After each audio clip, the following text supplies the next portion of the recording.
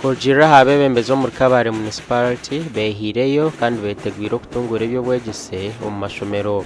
babire batongoze combeko Chevina Mukaga ahari Kikunjiri primary school muri Kabare municipality.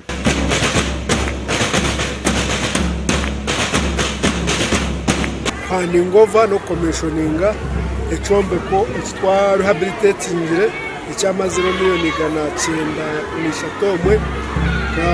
kwino mujeni mukuru RDC kandi ecombeko iki kiraza kuyamba ishomero kugira ngo batunga space zo abana kwegeramo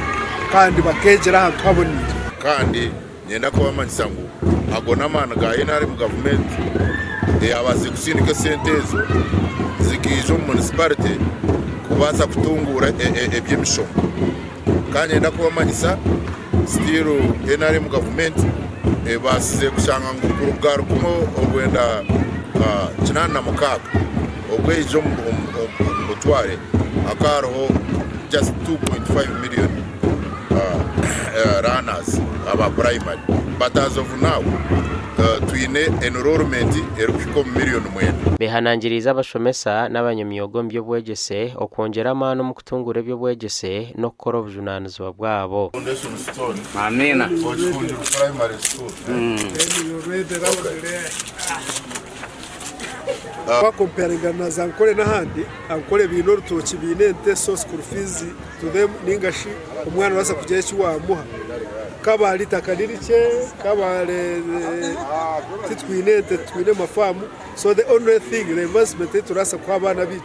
ne education abo kwa yayegire arasa kutunga opportunity azekora handi either in Uganda ninga musiza hewe nyenda ko bamanyisa abana bashomere nekireta ebintu birungi bingi echo kubanza omuntu yashomere primary rate ngweno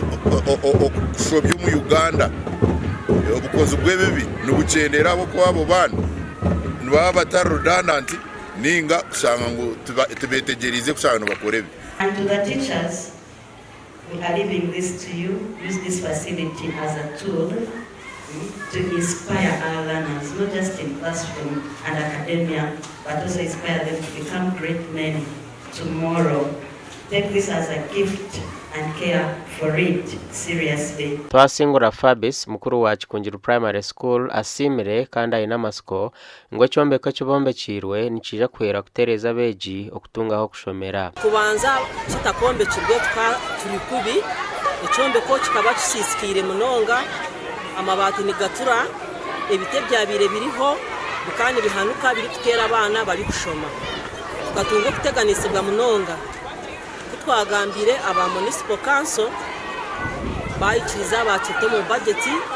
beija kutandika gukora ikizimbe cy'impaha hona nabo municipality ya Kabare tongwije kumbe ko buraro bw'abana barema ahal St Teresa Rushoroza primary school na Nyabukoni primary school